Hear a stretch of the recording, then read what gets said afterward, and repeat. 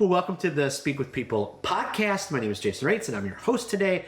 And I'm so excited you are joining us. This podcast exists because we believe our words matter, and healthy communication is oxygen for your relationships and your leadership. So, whether you communicate one-on-one, on a team, from a stage, or from a screen, we hope that our time today challenges you, encourages you, and inspires you to choose the healthy way to communicate. Because when you do, you really do speak life into the world, and you will drastically change your world for the better. Well, today's podcast, we are so excited because we are in a series called Speaking Across Screens, and we're doing this look at how we can kind of find our voice online. It's been a great series. That speaking across screens is something that is not going away. And so this series has been so helpful to learn some of these skills. And so if you've missed any, I highly recommend going back, watching or listening anyone that you can. But today we're diving into some big questions about finding your specific voice online. How do I get people to listen to me online? I mean, I post videos, but no one seems to be listening. Is there anything I could be doing differently to increase my reach? How can I get people's attention online? Should I even want people's attention? How do I find my specific way to speak online? How do I talk into a camera? So today we interview an incredible leader and communicator, Melissa Hughes. She definitely knows a little bit about speaking across screens. She's got a great story. She actually went viral. And it's just an amazing story. And so it's just the beginning. And so I'm just so excited to dive into that. She now spends a great deal of time teaching people how to find their voice online, how to speak across screens, how to be that kind of influencer and communicator. Well, Melissa, welcome to the podcast. Oh, thank you so much. I'm super pumped to be here. Well, hey, could you, before we hop into the questions, could you just kind of give us a little bit of your story, who you are, what got you to this point, your family, all that kind of stuff? Oh gosh, yeah. Where do you even start? I always like to start with kind of what ended up happening when we started church planting over in the UK. I have this whole quote that I feel like is really helpful for people that are going through a hard time. And kind of like how all of this came about, of how I ended up on TikTok and going viral. But my husband and I church planted over in the UK in 2015. And a month after moving there, um, I found out he got into a horrible car accident. And I don't know if you've like ever had a dream and you think that you're about to step into your dream. Like, I've always wanted to live in the UK. We were so excited to go and pursue what we felt like God was calling us to do. And then he ended up getting into a terrible car accident, being bedridden for about a year. At that point, we had no house, no car, no job. I was pregnant, and the only place that would rent to us was a funeral home in a valley. It is just it's kind of funny now, but we lived there for 4 years, and it was just a really challenging, really hard time. And I'll never forget really praying and asking God, what's going on. And he just said to me, Melissa, mountaintop experiences are for sights and inspiration, but the fruit grows in the valleys. And it totally changed my perspective on, hard times, challenging times. And for anyone that kind of maybe has experienced a challenging time, a lot of times we go through things to that make us stronger, that grow us, because something really great and really awesome is on the other side of that. And it was about a year and a half later that God started speaking to me about posting videos on social media very randomly. And the very first video I posted got 22 million views, and I ended up on the Kelly Clarkson show. So I have this whole like appreciation for the valley and the mountaintop in life. So both both places have importance and value. And so I just want to say to any person, because I like talking to the people first, is whether you're on the mountaintop or you're in the valley, every season has a purpose. And there's good to be had in every season. So yeah, but that's how I ended up on the Kelly Clarkson show, and kind of what I'm doing now. Wow. So when you posted that first video, what what was it like? I honestly really truly felt like I thought that the phone broke. Like, I don't know how else to describe it, but because I was just posting this video, the first one that was on my phone, figuring out how to add text to this TikTok video. And then waking up the next morning and getting inundated with all this media attention. I was stressed. I was like, I need to get a lawyer. I got a lawyer.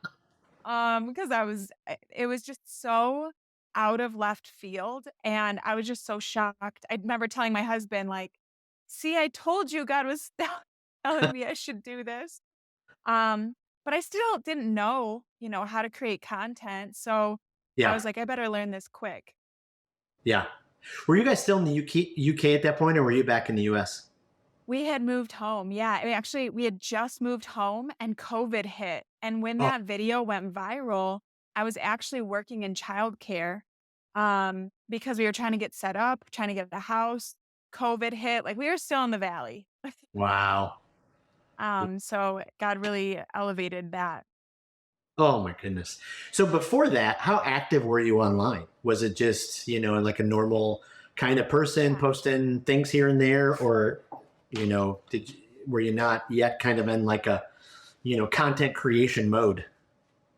Yeah. So, in all honesty, I had posted a little bit as far as like, I would post my food. And at the time on social media, kind of like 20, 2014 to 2018 was like this time where it was like these overly polished, overly curated images. And I tried, but I just was not that person. So I did post like I like food, so I'd post pictures like that, but it was nothing serious. It wasn't a job or anything. I didn't know anything about video. Right. But I always did feel like social media could be a positive place to encourage people. Yeah. But no, I knew nothing about the industry or the world. Wow. Do you think every content creator gets to that place where they have a breaking point where, because we all been there, right? We want the perfect shot. I mean, we've probably all seen TV shows or been in a park where a parent is trying to stage their child, for the perfect picture, and they're screaming 1 second, they get them to stop, take the picture, then they're screaming. Do you think every creator gets to that place, or why do we have this insane desire to make everything look so perfect? When we get to that breaking point where we're just like, you know what, I'm just going to be real.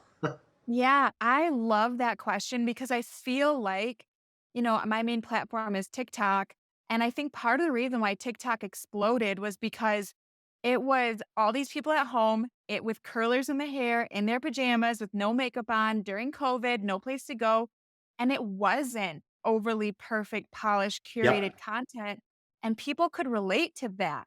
So I feel like a huge part of my message is like, you know, are messy, and, like, that's probably gonna be more interesting and more valuable, like, with the mess ups. Like, I have a Yep. podcast, I don't edit it because 'cause I'm like, I did a podcast today and my mom called me during it, and I'm like, "Sorry, guys, hold on." 'Cause people understand, they're like, "Oh, wow, Yeah. she's doing a podcast and her mom calls and interrupts her." And Yes. I think people connect with the realness, and so I think that's probably why I've been more successful now than I was trying to make it perfect. Because I couldn't do it perfectly. Yeah. Wow. That's profound. That is profound. Let me back up. So you went on the Kelly Clarkson show then? Yes. Wow. Yes. Yeah. And so they invited you to be on the show, the Right. video, and so were you able to use that as a platform to talk about, what is important to you and those kind of things? I wish. I mean, I really just got to go on the show to talk about this is perfect based off of what I just said. It was an episode about mom fails. So I was Right. broadcasted as a mom fail, which, like, thinking about it just makes me laugh because I think that that is so part of my message is like, do it messy, like fail your way, like it's fine. And so I'm in the gap for the mom fails. But it was really just about it was about the video and what happened, and so I didn't really get to share my heart. But Yeah. Kelly did tell me that I look like Mandy Moore, and so I totally fangirled over her and got starstruck. And so Oh, yeah. that's fantastic. I mean, I literally, it feels like I can blink and I'm back to watching American Idol when, that first season. I'm like, Right? How's it gone by that fast? I know. That's what I told her. I don't think she appreciated that, though. I think she was trying to move away from that image. Right. Because when I was like, "I love when you won," they didn't air that part. But yeah. Yeah.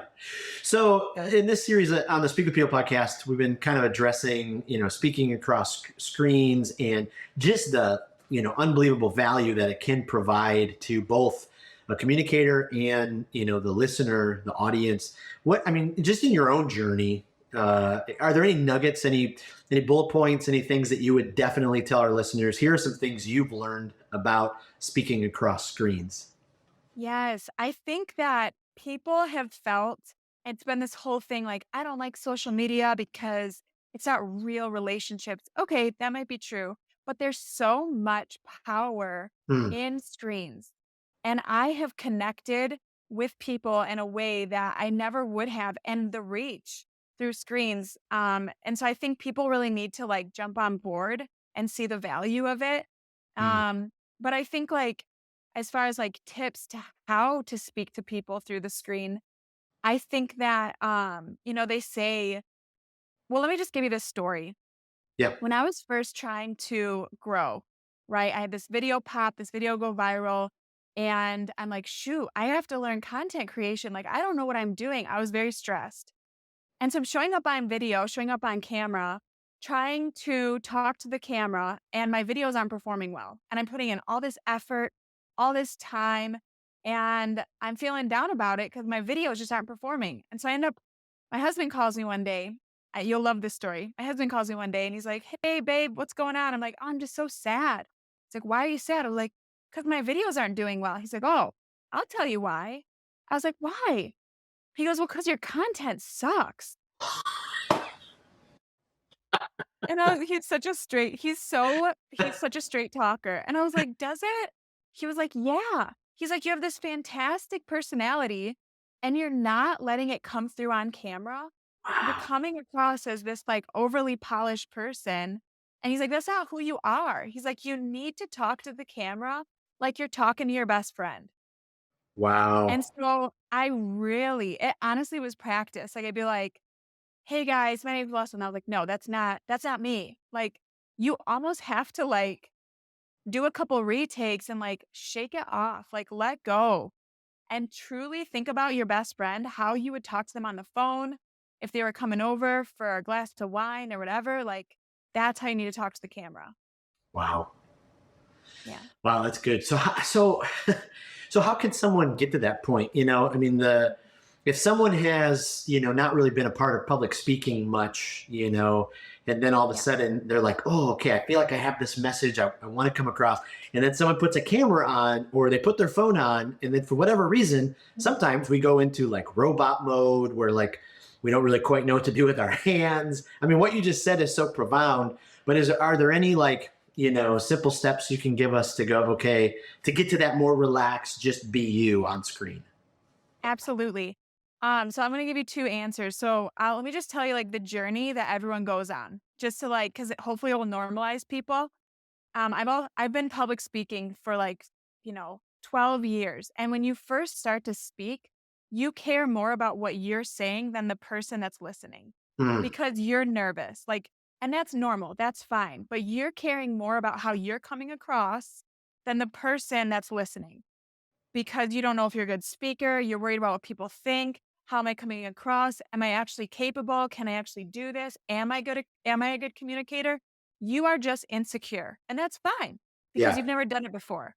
So, to move from that insecure place where you're more concerned about what you think about yourself, what other people think about you, to a point where you care more about how the listener is going to benefit from what you're saying, you need to number one, embrace the cringe.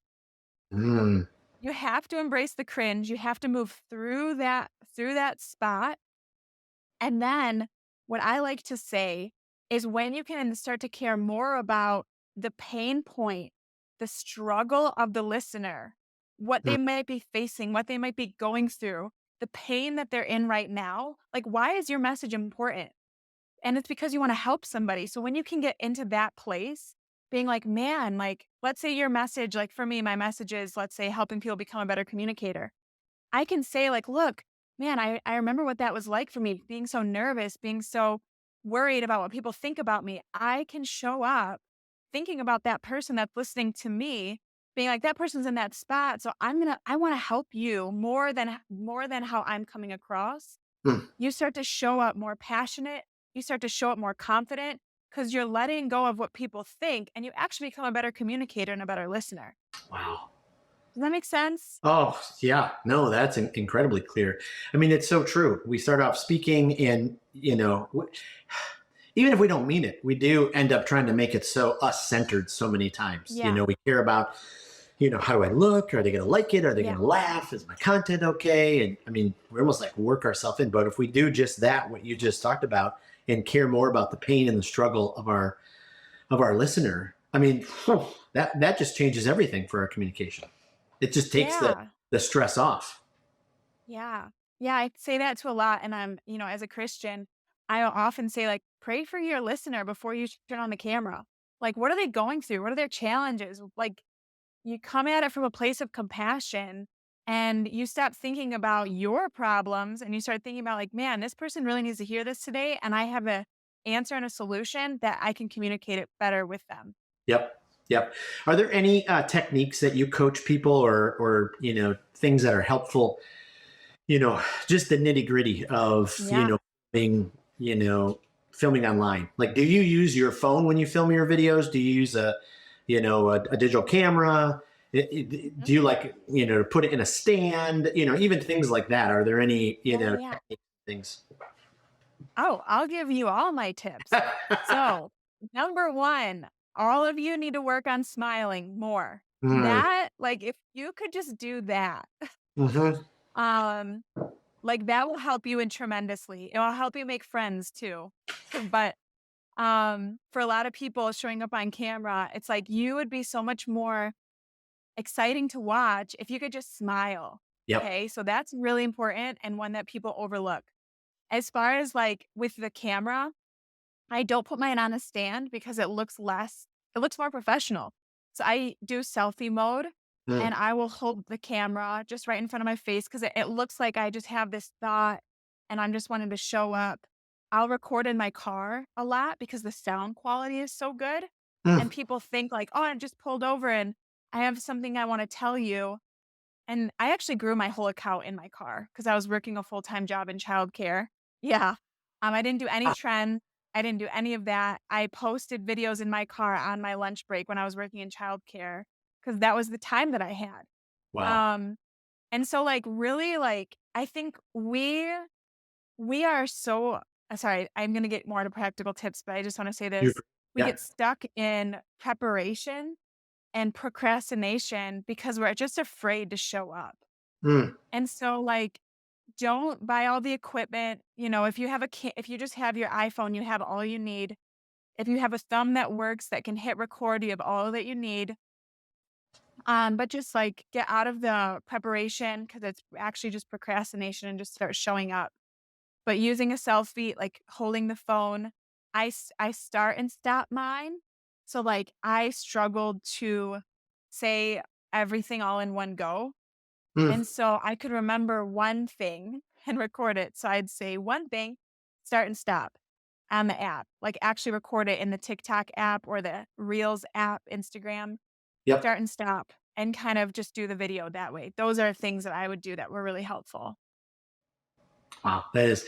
So go back. So you did so much of it from your car. Are you saying that it's possible to grow your influence online if you're not dancing? Yeah, I grew my whole TikTok account by posting videos in my car on my lunch break.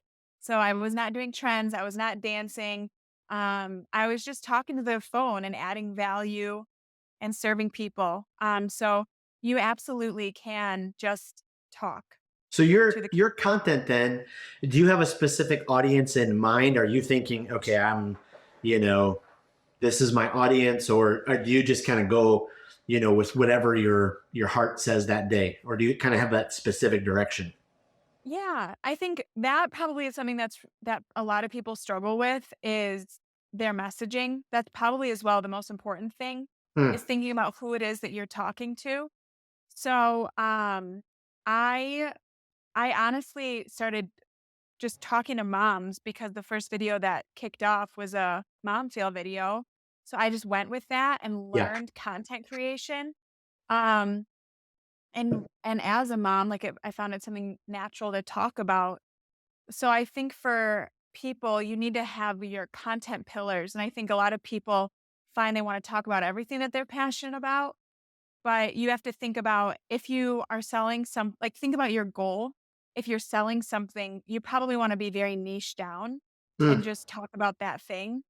If you are going more lifestyle, you can probably be broad, but probably if you stay broad, your growth might be a little bit slower unless people really buy into you, Yeah. But I Yeah. would say if you're selling a product, niche down. If you're not, then you can stay broad and you become the niche. Yeah. That's important. Uh, Personal question: how many kids do you have? I have 2. Okay, so a question that I get a lot, and that I think a lot of people struggle with, is like, should I bring my kids in on it? What age is too young to put them online? Do you have any? I know I'm throwing a curveball Yeah, here. But I was just thinking, popped in that question as you were talking about your audience, and yeah. just wondering your thoughts about, because my Mm, generation, I'm 47, so I'm on the what am I? I'm the Generation X. Is that what it is? Yeah. And so uh-huh. I know that my kids, I have, Gen Zers. My oldest is 23, down to 9. Uh, I made giant mistakes during their childhood. And I know I got to the place where, they just hated anytime I pull out my phone because I love to put their picture online. I wanted to tell a story. And they just got to the place where they're like, Dad, enough. Please don't, do that. It's just such a Yeah. balance. I'd love to know your thoughts on that. Yeah, there's 2 things. I think parents need to decide, like, personally for themselves, like, my first video, that mom fail video was my kids sledding. I mean, you see the back of their heads, but they are in there. Um, but I think that, there are some parents that are very concerned about, like, safety issues having their kids online. But my daughter now, she's 6, and there was a video so as an influencer, I get brand deals, and I had a brand reach out to me about doing this mouthwash thing, and when I pulled my daughter into the video, I was like, "Do you wanna do this with me?" She was like, "Yes." Well, she actually drank the mouthwash, and it was she's fine, but, like, I was like, "Oh my god," like, we got it all on camera. I was like, "Oh my gosh, do I need to call poison control?" She's like, "Poison control." It was it you like, you were one it's one of those videos that you're like, "This would go mega viral." It was so funny, and seeing her face. Well, I was like, "Honey, like, could I use this video?" She was like, "No." And so I was like, "Okay." She's 6. And so I'm at that point now where I'm like, I had to use something else, which was not as good. It's fine. But, I'm asking my kids now, I'm like, "Are you okay?" And if they say, "Put the phone away," or "I don't want this out there," then I'm like, "Okay." Yeah. But I think parents need to decide for themselves anyway, like, Yeah. what their feelings are about that. Yeah. Yep.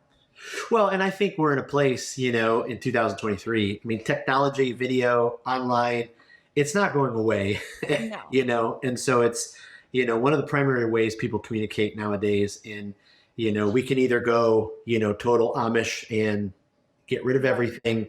You can go on one side where everything's online. So, yeah, you're right. Every family's got to figure out that balance and manage that tension, because, they need to be able to do that. My 9-year-old, he just can't wait till he can have his own YouTube channel so he can just show people how he plays Minecraft. That's all he Right. wants to do. Well, and I think, like, I actually am really passionate about parents, like, I feel like are just afraid of Mm. social media. It's like they just wanna you're either on it and you're just, like, struggling in your mental health because of it, and then you need to get off of it. It's like, we need to find out like, I'm very passionate about this. It's not going away. Our kids, like influencers, these are real jobs. Like, Yeah. advertisements that used to be on TV. Well, now it's gonna be people. People trust people. Influencers are a real job. Kids these days want to do that. They want to have YouTube. The money to make there is real. So Yeah. as parents, we need to wake up and smell the coffee and think this isn't going away. How can I help my kid if they are a good communicator, use this in a responsible way Yep. and use it to be a force for good. That is so powerful. And you are so right on. I mean, it's funny. I can remember years ago, 12 years ago telling my boys, video games, there's no future in video games. Right. The same with YouTube. No, there definitely is. There is. People And are just imagine making you a have to lot of use it for money. good. Yeah. Yeah. So what's some encouragement to people who, they've been posting regular content for 3 months and they're just like, nothing's happening. My content isn't growing.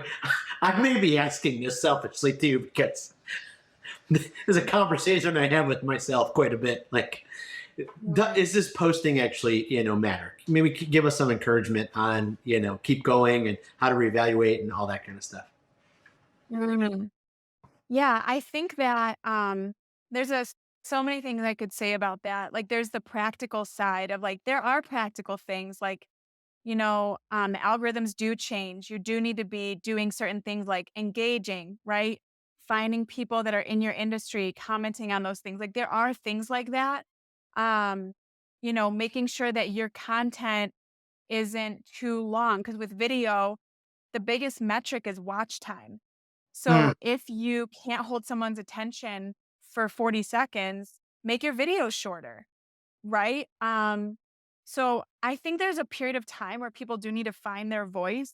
And I want to encourage you that like there are people that post consistently. Consistency is the most important thing, number one.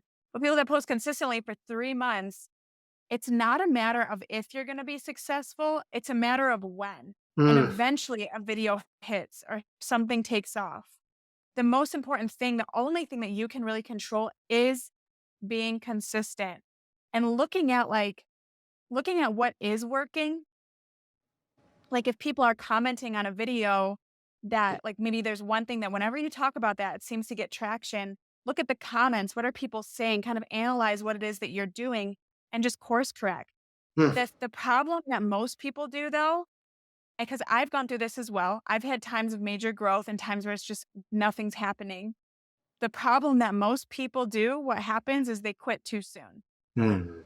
And then they get off, and then it's awkward because they took a social media fast for 4 months, and now they're wanting to come back on, but you've lost maybe some trust with your audience, and then they want it to be back to where it was. And so my biggest encouragement is just find a message that you could talk about forever because you're so passionate about it.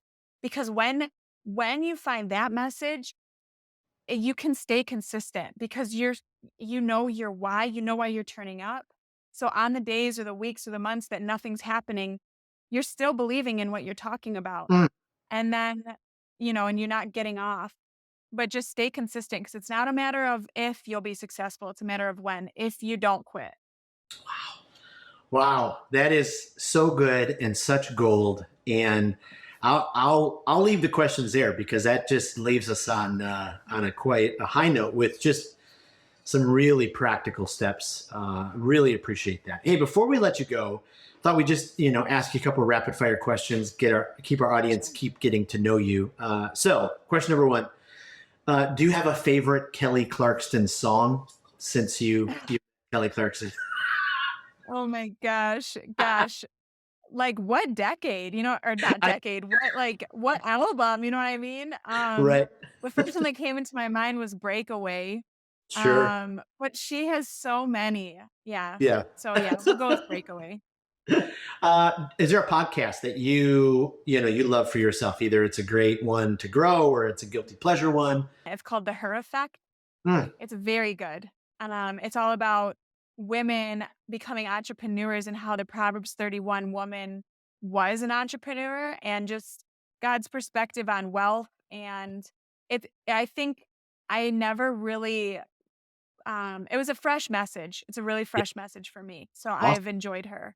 Awesome. We'll find that and we'll put that in the show notes. And then I know health is really important to you. That's probably something we could talk about on a whole other podcast. But do you have like a guilty pleasure dessert when it comes Oh, chocolate covered strawberries, which people are going to be like, that's not a guilty pleasure, but man, I could eat all of those. Yeah. Chocolate covered strawberries or chocolate covered raspberries. Oh, awesome. Yeah. Awesome.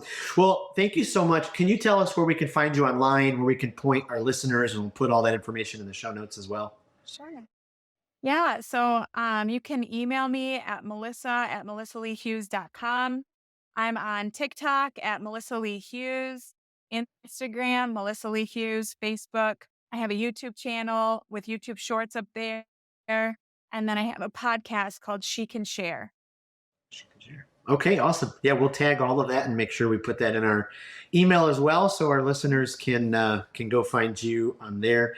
Well, I can't thank you enough. I mean, your time today, this has been so rich and so practical, and just really appreciate it. So thank you. Yeah. Thank you so much. It's been really fun. Absolutely.